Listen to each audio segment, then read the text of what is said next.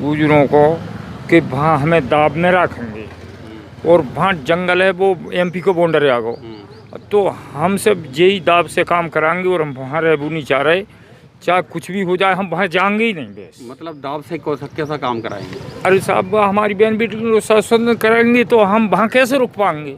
अभी भी होता है? अभी भी होता है वो। हाँ, 2-3 हमारे बसे बसाए भगा दे वहाँ से। कहाँ से?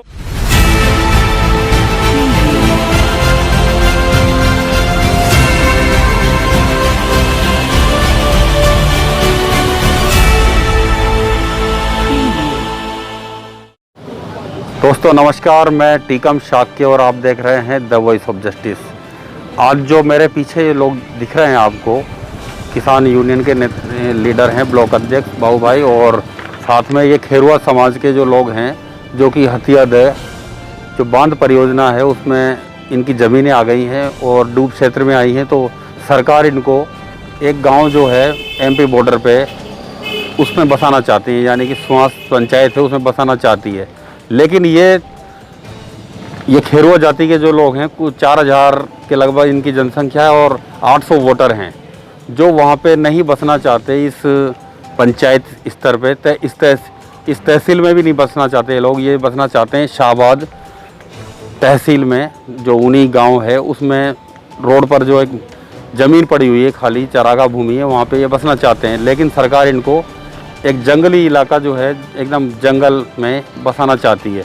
तो इन्होंने आज एसडीएम के मार्फत जो मुख्यमंत्री महोदय राजस्थान सरकार को एक ज्ञापन दिया है, जिसमें इन्होंने डिमांड की है कि हमें उस जगह नहीं बसा के सिर्फ ऊनी पहाड़ी में हम सुरक्षित रहेंगे, वहाँ पे हमें बसाया जाए।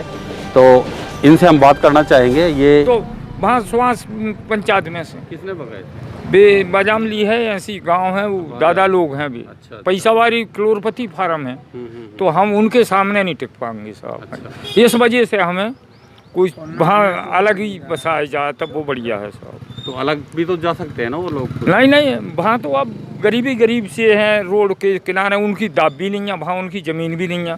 वहाँ तो ज़मीन जायदाद उन्हीं की है, उन्हीं के काम करना पड़ेगा। सरकार तो है ना आपकी? सरकार कुछ नहीं, वहाँ हमारे पीटती राज जब तक सरकार कोई सुनाई नहीं करत हमारी, कभी भी नहीं करी। अच्छा। आज नहीं कह रहे, हमें वर्षों हो गए, हमारे बाप दादा 3 पीढ़ी से वहीं मर चुके।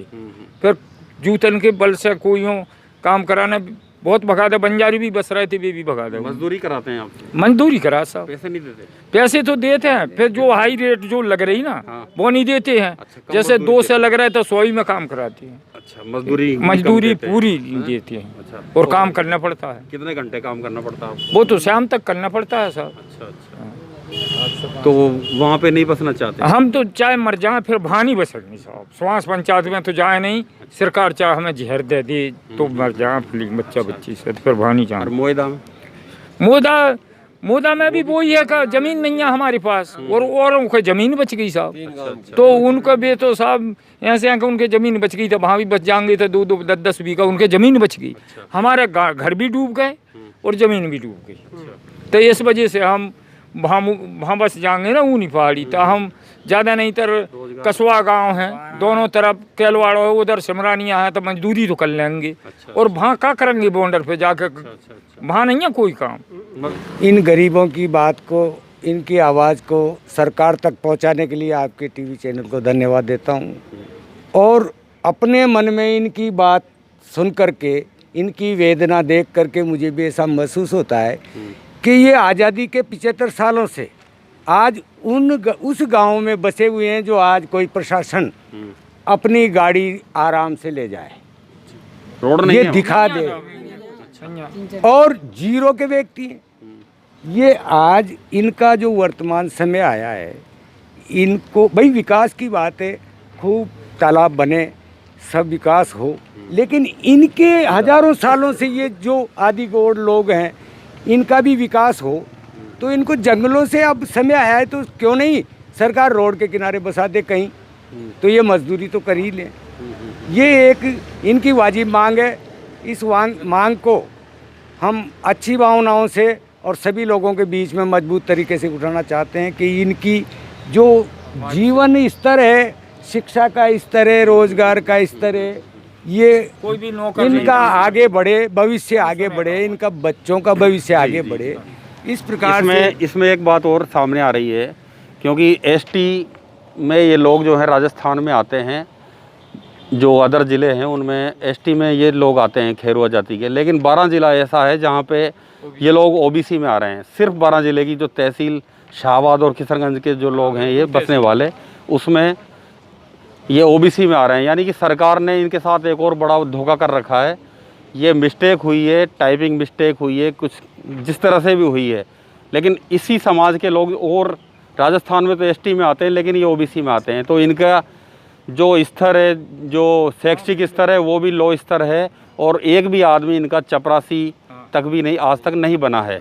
तो ये भी एक बहुत बड़ी वेदना है इन लोगों के साथ। तो इन्होंने एक ज्ञापन पहले भी दिया था इस एसटी में आने के लिए, लेकिन सरकार इस पर ध्यान नहीं दे रही है। और मंत्री महोदय जो बामनिया जी हैं, इसके जनजाति क्षेत्रीय विकास मंत्री, वो भी एक वादा करके गए हैं, तो वो अभी तक नहीं आए हैं। और ये कहते हैं कि ये केंद्र का मामला है, जबकि ये सिर्फ राजस्थान लेवल का मामला है।